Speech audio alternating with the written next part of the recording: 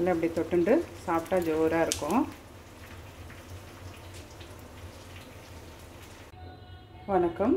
இன்றைக்கி நம்ம ஸ்வீட் பைப்ஸில் என்ன பார்க்க போகிறோன்னா, நல்ல ஹெல்த்தியான வாழைத்தண்டு சூப் பண்ண போகிறோம். இதுக்கு வந்து வாழைத்தண்டு வந்து நான் நறுக்கி வச்சுருக்கேன். கொஞ்சம் பெருசாக கூட நறுக்கி வச்சுக்கலாம். நம்ம எப்படி இருந்தாலும் வேக வைக்க தான் போகிறோம். அதுக்கப்புறம் ஆனியன் வந்து ஒரு 2 ஆனியன் நறுக்கி வச்சுருக்கேன். பூண்டு, இஞ்சி வந்து இவ்வளோ பெருசு எடுத்து வச்சுருக்கேன். இல்லை, இந்த வேக வைக்கும் போது மட்டும் இந்த இஞ்சி போட்டுக்க போகிறோம். அதுக்கப்புறம் கொஞ்சோண்டு பச்சை மிளகாய் ரொம்ப போட்டால் காரம் ஆகிடும். நம்ம மிளகு போட்டு தான், மிளகு காரத்தோடு தான் சூப்பு பண்ண போகிறோம். அதனால் துளியூண்டு பச்சை மிளகாய் எடுத்து வச்சுருக்கேன். இப்போ வந்து இதெல்லாம் போட்டு வாழைத்தண்டு சூப்புக்கு ரெடி பண்ணிக்கலாம். குக்கரில் போட்டு வேக வச்சுக்கலாம். இதெல்லாம் போட்டு அப்படியே போட்டுடலாம். அப்படியே போட்டுட்டு துளியூண்டு தண்ணி ஊற்றி, முழுகிற அளவுக்கு தண்ணி ஊற்றி உப்பு போட்டு வேக வச்சுட்டுடலாம். நம்ம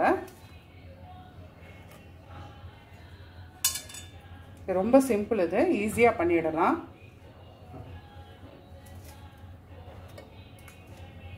இந்த சூப்பு ஒரு 4 பேருக்கு நான் ரெடி பண்ணியிருக்கேன். நல்ல ஒரு பெரிய வாழைத்தண்டு நறுக்கி எடுத்து வச்சுருக்கேன். நல்ல ஒரு 2 கைப்பிடி எடுத்து வச்சுருக்கேன்.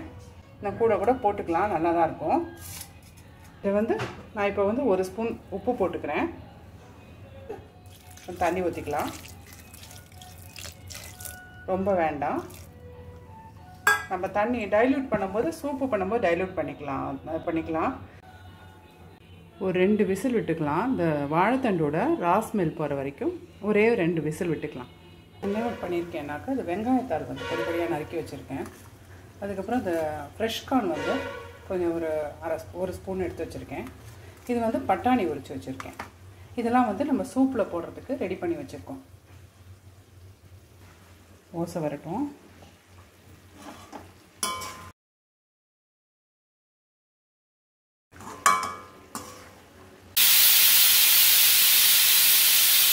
குக்கர் ஓப்பன் பண்ணிடலாம். நல்லா வெந்திருக்கு. ஸ்மாஷ் பண்ணிக்கலாம்.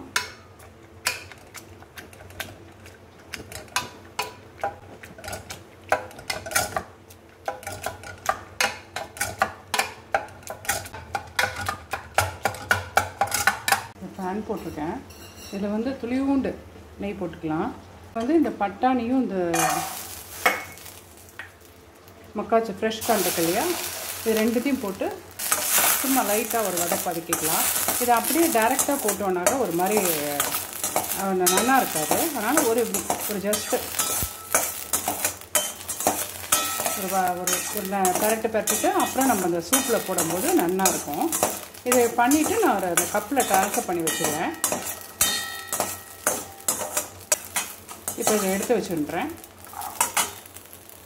இதை நான் காயெல்லாம் நல்லா வெந்தெடுத்து, இந்த இஞ்சி இருக்குது இல்லையா, இது நம்ம எடுத்து அவ்வளோதான். இது வேண்டாம், இது நம்மளுக்கு யூஸ் இல்லை, எடுத்துடலாம். எடுத்துட்டு இது வந்து இந்த வந்து பல்ப்பு இருக்கு இல்லையா, இதை வந்து என்ன பண்ணலான்னா, இது மாதிரி இந்த பட்டாணிலாம் நம்ம ஒரு வதக்கி வச்சுருக்கேன் இல்லையா, அதோட இது தனியாக வந்து ஒரு கரண்டி எடுத்து நான் இதில் வச்சுக்க போகிறேன். இந்த சூப்பில் வந்து மேலாக போட்டு கொடுத்தா நல்லாயிருக்கும். அது இப்போ வந்து என்ன பண்ண போகிறேன்னா, இதில் கொஞ்சம் தண்ணி கூட ஊற்றிக்கலாம். நம்ம டைல்யூட் பண்ணிக்கலாம். ரொம்ப ஊற்றிக்கக்கூடாது, ரொம்ப தண்ணியாக போயிடும்.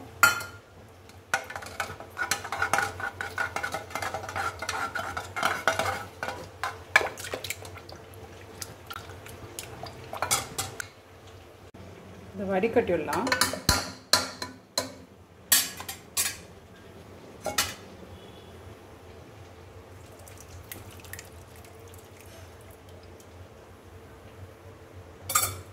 இது நல்லா வடிகட்டின்ட்டேன். இது பார்த்தீங்கன்னா ஒரு சக்கை தான் இருக்கும். இது பார்த்தீங்கன்னா நல்லா சக்கையாக எடுத்து, மிக்சிலாம் நம்ம அரைக்கிற மாதிரிலாம் இல்லை, நல்லா ஸ்மாஷ் பண்ணிட்டாச்சு.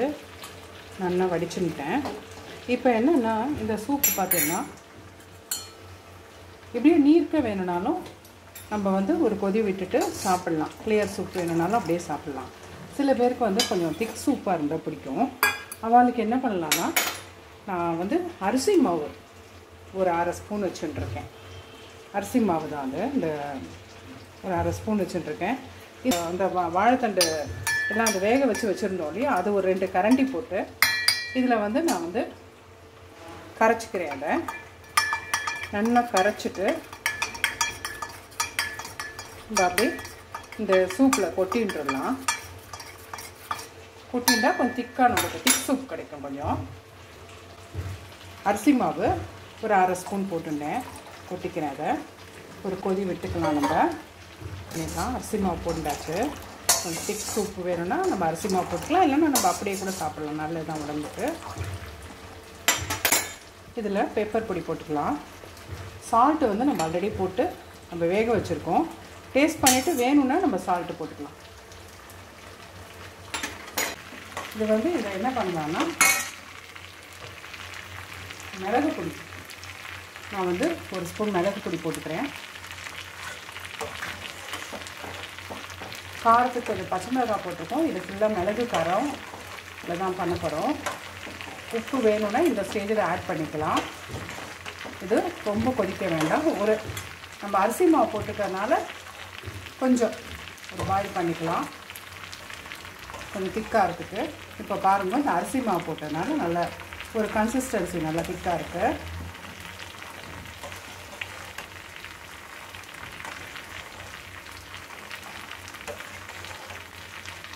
இதுலேயே நம்ம இதை வாழைத்தண்டு எடுத்து வச்சுருந்தோம் இல்லையா, அதையும் இதில் போட்டுடலாம். அது சாப்பிடும்போது அந்த அந்த வாழைத்தண்டு வந்து நல்லா இருக்கும். அது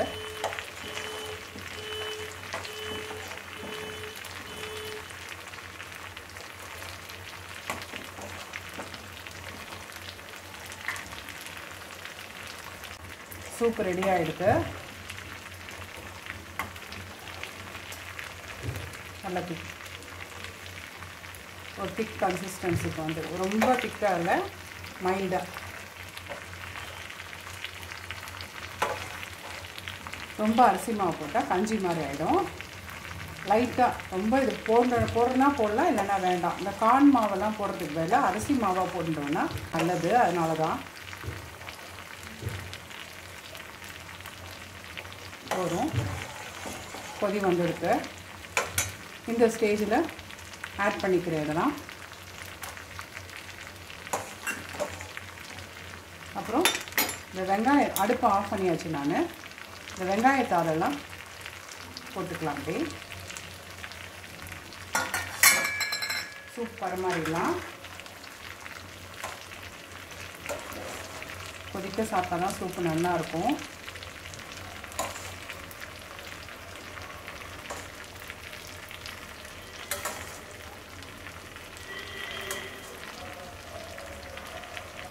நல்லா இந்த சீசனுக்கு, நல்ல குளிர்காலத்துக்கு ரொம்ப நல்லது.